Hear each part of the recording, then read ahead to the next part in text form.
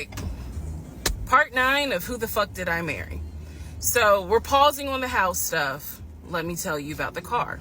So when I met my ex-husband, I was driving a 2012 Nissan Rogue, fully loaded. It had quite a few miles on it, but it got me from A to B. It was in good condition, but I was upside down in the car. He was driving a 2018 Ford Taurus, sport mode. I know he had a sport mode on the car, and I love driving that car.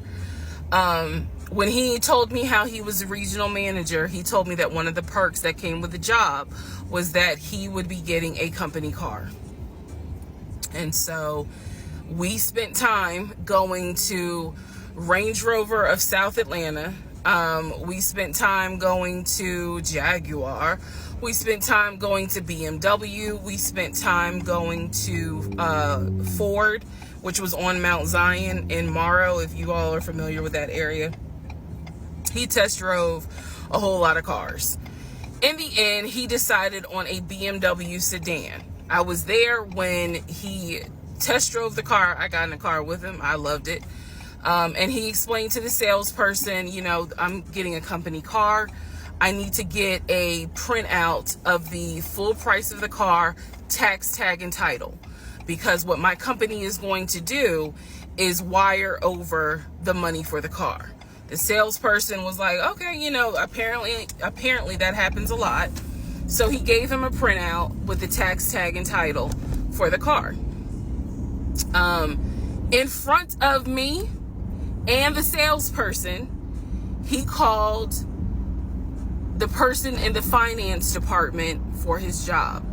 Obviously, I have no idea what this person's name is, but he called the person. He explained to them, this is the amount of money. He said the president of the company, so-and-so, has authorized for him to get a car, not spending more than, I think, $90,000 tax, tag, and title. The BMW came out to just under $90,000. And so I remember this conversation so fucking vividly. So he's on the phone in front. I'm sitting down, the salesperson sitting down at their desk, and he's like, they put me on hold. And so he's like, I guess the person comes back and he says, the price of the car is blah, blah, blah. He was like, give me a second and I can send you a picture of that printout that shows tax, tag, and title for the BMW. He gets off the phone. He takes a picture of it. He sends it to whoever. He waits about 10 minutes. He calls the person back. He says, did you get it? Apparently the person did get it. But the person who can actually physically do the wire transfer had gone home for the day. So what he says to the BMW salesperson, he's like, okay, we're going to have to do this tomorrow because so-and-so went home for the day.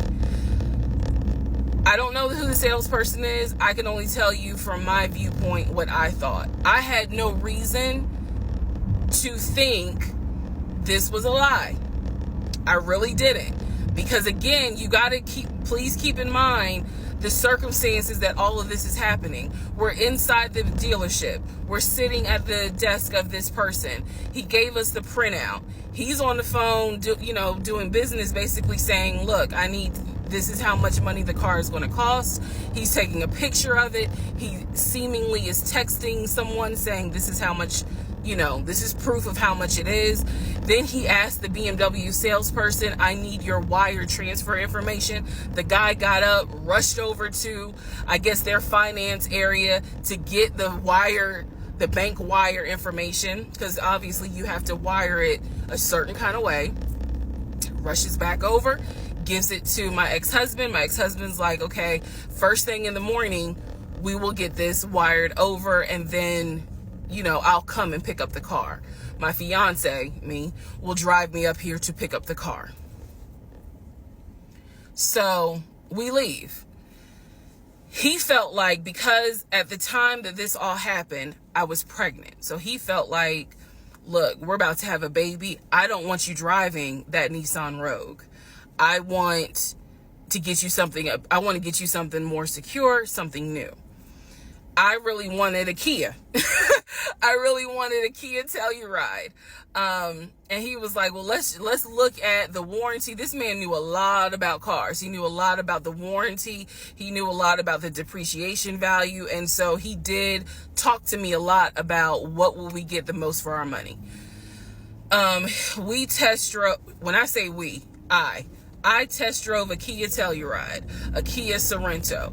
He didn't like either of those. He had me test drive a Ford Explorer. He didn't really care for that. Then came time where he really wanted me to get a BMW. He really wanted me to get a BMW X5. So he took me to Global BMW Imports, which, if you know anything about Atlanta, it's off of Cobb Parkway, but you can see it off the highway. I believe 285 is where you can see the Global Imports BMW dealership. He took me there. He had me test drive an X5, an X6. He also had me test drive I think I'm gonna get the numbers wrong, a 525, which was a sedan. I did not like that. I wanted an SUV. I loved driving the BMW. He also had me drive an M-Series, test drive an M-Series. So he was very adamant that I should get a BMW. The reason being is because, according to him, he had a BMW in California when he lived in San Diego. He had a BMW that he loved. It was a white BMW. He showed me pictures of the BMW. So he showed me pictures of this white BMW that he had, and unfortunately, the car got totaled about 2 months before he moved to Georgia. So he had received money, not a lot, but some money to get another car, and he used it to get the Ford Taurus because he was like, I just need a car that's going to get me from A to B until I get into a house and I'm much more settled. For him, he was like, I'm really giving myself 60 days to get settled here in Georgia after moving from California. But then he met me. Again, that's the story. So he had me test drive the BMW. So much so, I loved the BMW. Loved it. I wanted a dark blue BMW with cognac interior. I wanted an X5, and I wanted an M-Series. So I can clearly tell y'all that's exactly the car I wanted. We were online looking for that particular car because not every dealership had it. I was okay with a black BMW if needed. But I really wanted dark blue, and I really wanted that cognac colored interior. So he felt like, I want you to consider all of a sudden an Audi Q8. Let's just see how you like it. If you don't really like it, then we will go back to the BMW. I cannot tell you why he switched up. I can't. But I can tell you he took me to an Audi dealership on Peachtree Industrial. He test drove an Audi, and I test drove an Audi Q8. I loved the Q8. Loved it, loved it, loved it. But I was tired of test driving cars. By this point, I had test driven so many cars. Our weekends were spent either looking at a house or test driving cars. And I was picky, I will admit that. So he had me test drive the Q8. I really liked it. I finally just told him, look, I'm good with either the BMW or the Audi, because I'm tired of test driving cars. He told my family he was buying me a new car because, keep in mind, not keep in mind, let me let y'all know, he had met my family initially on Zoom because, again, we were locked down. He had met my family. He also had met my family in person because at this point, it was like, look, if you're not showing any symptoms, maybe we can do family dinner. And so we had. So he had met my family in person. And now we will go ahead and move towards part 10 of this series.